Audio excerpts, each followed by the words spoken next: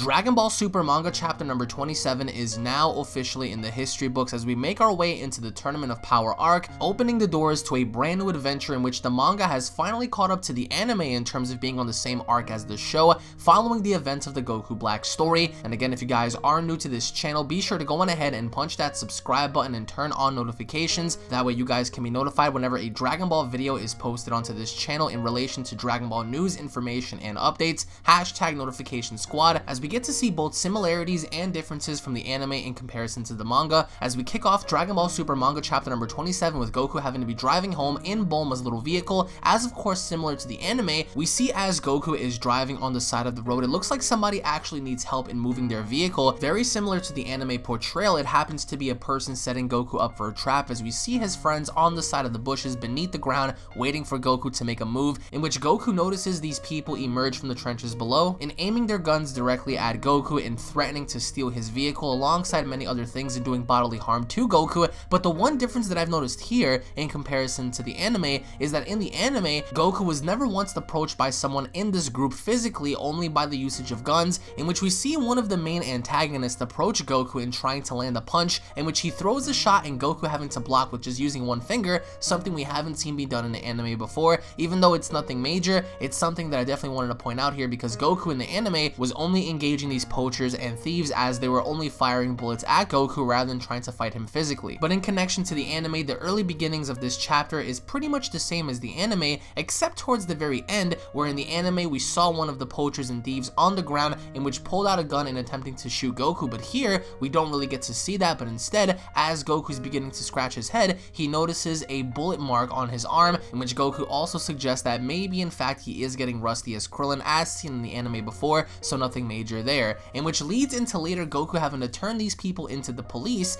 in exchange for of course cash, in which after as Goku is digging into his pocket, we see how he pulls out Whis' communicator and later having to try and communicate with Whis. But all while this is happening, this is where the interesting parts come in. We see how his staff is beginning to ring, but Whis is nowhere to be found. Why? Because Whis is training with Vegeta, very similar to how we saw in the anime, but the only difference here is we see Whis beginning to talk to Vegeta and further explaining to Vegeta that his movements have gotten a lot better, but of course there are still flaws that Vegeta has that need to be corrected. All while all the way in the background, we pretty much get to see Beerus resting alongside a rock with the Oracle fish next to him, but of course as stated earlier, Vegeta still has flaws that he needs to correct and improving on himself, as we also get to see something very interesting happen in Whis attempting to move behind Vegeta and catching him with some sort of knockout blow, in which Vegeta actually manages to counteract that as Whis moves in front of Vegeta and Vegeta having to throw a punch, in which ultimately Whis catches the punch being thrown in front of him and pointing out Vegeta that Vegeta has improved significantly, but still not to the caliber in which they have hoped he would be at. Now what I do want to point out here is during Dragon Ball Super episode number 71 is when we got to see Vegeta having to spar against Whis, where as opposed to Dragon Ball Super episode 77, we saw Goku engage Whis momentarily before taking off using the Omni button. Before Beerus threatened to destroy Goku, we see him take off, so that really wasn't portrayed in this overall manga chapter, in which later on we do have a Resurrection F reference from Whis, in which is very interesting because by the end of this chapter, it goes back to Whis' earlier teachings about movement. So we're gonna get into that a little later on. But what's interesting to see happen here that never happened once in the anime is seeing Vegeta and Beerus both be provoked, in which ultimately leads into their fight later on. Because as we get to see Vegeta have an exchange of words with Beerus, as translated by Kenzairo on Twitter, Beerus says to Vegeta, "That was quite the battle, wanna go up against me instead?" In which Beerus challenges Vegeta, in which leaves Vegeta shocked, and I'm pretty sure it left a lot of you guys in shock after seeing Beerus ask Vegeta if of course he wanted to battle against him, in which forces Vegeta in becoming a Super Saiyan Blue, something we haven't seen be done in the anime, only having the usage of Super Saiyan Blue be done against Whis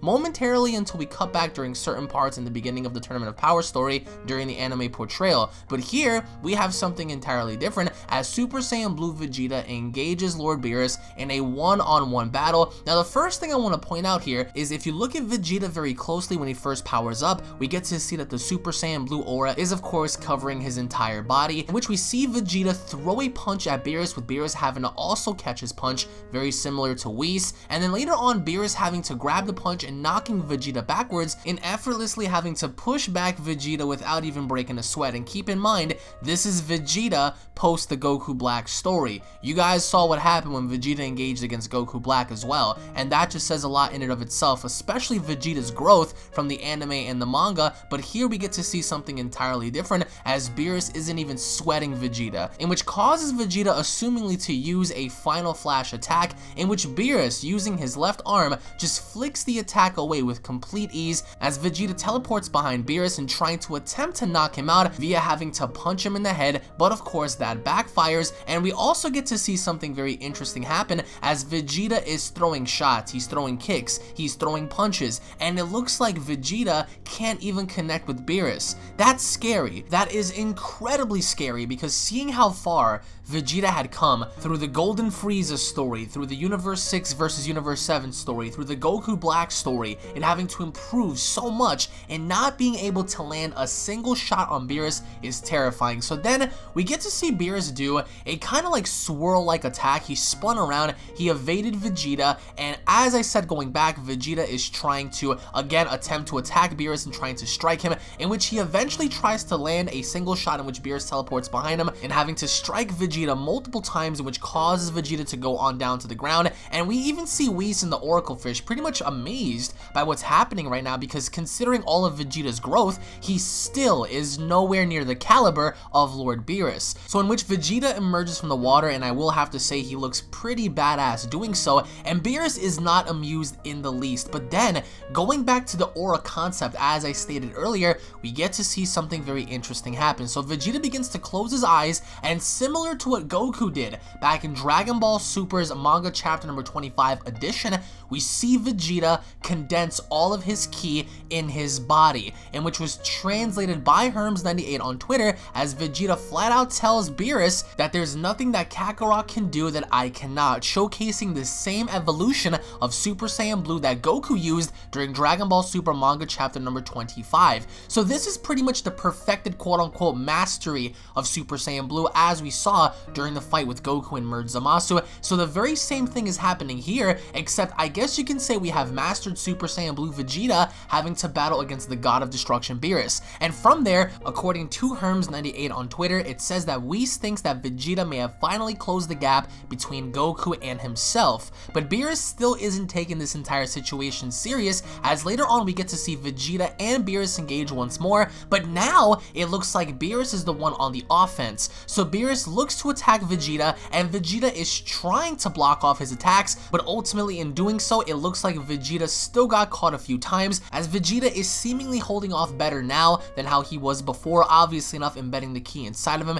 perfecting that evolution of the form, and in which we even see Beerus not taking Vegeta serious in the least, but Vegeta seems to be a little confident going into this battle as well, in which we also get to see how Vegeta is on the offensive, and he's trying to land the shot at Beerus, and Beerus, based on his demeanor of course, he doesn't look like he's having a hard time, but it does look like he's actually annoyed. And this begs the question as to where Super Saiyan Blue ranks in comparison to Beerus at this very point in the manga. According to the manga, it seems like Vegeta doesn't even have a chance, because Beerus isn't even taking him serious to begin with. And then we get to see something unfold, as I stated earlier, with Whis having to suggest that probably Vegeta has finally closed off the power gap between himself and Goku, and having to be completely even, in which Vegeta erupts in a state of anger, finally being able to punch Beerus directly in the face. Now this was the same manga scan that I showcased yesterday, in Vegeta having to punch Beerus directly in the mouth, in which Vegeta finally says, "I got you," and judging based on Beerus's demeanor, he looks very angry. And even Whis and the Oracle Fish are quite shocked by this, but if you look at Beerus' stature, if you look at the way he's positioned, he doesn't even move, let alone flinch. Beerus is still in the exact same stance that he was as Vegeta punched him, and then scary enough, we see how Beerus grabs Vegeta's hand, and then at that given point, seeing his frustration and telling Vegeta, according to Herms98 on Twitter, Beerus loses his temper in saying, "I hold back and you get carried away. It'll be 100 years before you can ever match me, Vegeta." And then at that given point, we see how terrifying enough, Vegeta is really scared, and a giant explosion happens, a giant flash of light. And just as, seemingly enough, judging based on Whis' reaction, because Whis is quite surprised by all of this, we see Vegeta laying in the dirt, laying in a massive crater with his face mushed on down to the ground by Beerus' hand. If you want to ask me, me, this reminds me of a similar situation back in the Battle of Gods arc in Dragon Ball Super when Beerus was battling God Goku and having to grab him by the face and pretty much toss him around. Here, however, he's not tossing him around, he single-handedly puts him down. But to justify the means, Beerus doesn't completely crap all over Vegeta. Instead, Beerus acknowledges Vegeta's effort in improving so much in such a short time that he tells Vegeta maybe in another universe, you could be the candidate to be a god of destruction, just not in this universe. And we see how Whis thinks that Beerus probably ought to fight serious even before that, better than having to lose his temper if Vegeta lands a hit on him, foreshadowing after the events in which occurred, Vegeta did get a shot on him and thus resulting in Beerus losing his temper, which was a bad sign for Vegeta because Whis even pointed out that maybe if Beerus fights serious, maybe then he can have a chance in pretty much cooling off later instead of having to get hot, but instead the end result was Vegeta punching Beerus in the face and thus causing Beerus to put Vegeta on down into the ground. Now, according to Herms98 on Twitter, it stated that later on Whis in fact actually talks to Vegeta about movement, the very same movement factor that he mentioned during the Resurrection F story, in which we see here, based on what Whis is saying, that Vegeta and Goku still haven't mastered the ability to move without thinking, in trying to give the exact same speech from Resurrection F on down in this manga scan,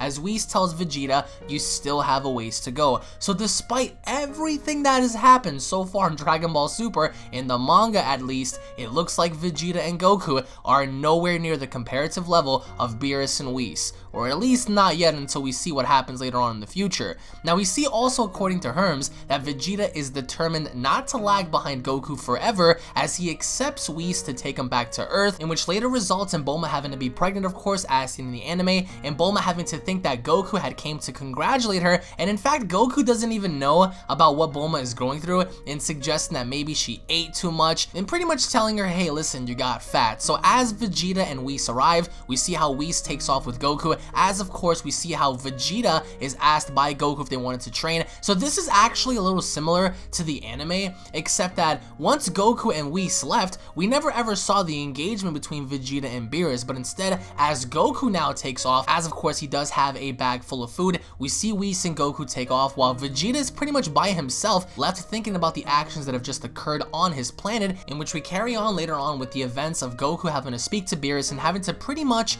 talk to Beerus and eating food, and then we get to see Goku pull out the Omni button. Now what's different here is we don't get to see Goku train with Whis as we saw in the anime, but instead there is a similar confrontation between Beerus and of course Son Goku, wielding the Omni King's button and saying, if I press this button he comes to me, if I press this button I go to him. So it's a very similar outcome, and again I do want to point out that this overall manga translation was done in Korean, so we don't have accurate and or full translations to the entire manga chapter. There were some bits and pieces that were translated by Herms98 on Twitter, by Ken Zyro and several other translators, so I will get back to you guys as soon as we have more accurate translations between Whis, Beerus, and Son Goku. But the one thing I do want to point out here is Beerus never pretty much stuck his hand out to Hakai Goku instead of him just pressing the button and going off to see Zenchan. So this actually is very different in comparison to what we saw in the anime, because this begs the question, and the question that I want to ask you is, where does Super Saiyan Blue stand in comparison to Beerus? On a comparative level, does this mean that even with Super Saiyan Blue, they don't stand a single solitary chance in fighting Beerus? And also it begs the question, what about Kaioken and Kaioken times 10 being equipped with Son Goku? Even though we haven't seen Kaioken in the overall manga portrayal, it begs the question, what if they actually fought in the anime? Could Kaioken give Goku a definitive chance in winning? Because it's very different in seeing how the manga and the anime adaptation went about certain things, in allowing Beerus thus far to not only surpass Super Saiyan God, but also surpassing Super Saiyan Blue, a mastered Super Saiyan Blue at that, and putting Vegeta down with complete ease. So it begs the question as to how really strong Goku's limit breaker form in the manga is going to be in comparison to the manga. But post your comments down below, guys. What are your overall thoughts on this manga chapter? A lot of scenes were in fact the same, as finally the manga had caught up with the anime, but there were certain things that were said, certain things that were done that were slightly different, including the fight between Beerus and Vegeta, something that never ever happened in the anime or in the manga prior to that. But post your comments down below on your overall thoughts on this. What were some of the pros and cons to this manga chapter? You guys can go on ahead and check out the links down below, including Viz Media, as they are going to have an English translation to the manga. Thank you all so much for watching. If you guys are new, don't forget to hit that subscribe button, guys. Turn on notifications. If you guys enjoyed, make sure to go on ahead and slap a like down below, and I'll be seeing each and every single one of you guys down in the comment section below. Have a wonderful day, guys. Peace. Hello everyone. Please remember to subscribe to UnrealEntGaming for the latest in Dragon Ball news and information. Also, please remember to turn on notifications if you want to see Bulma's titties.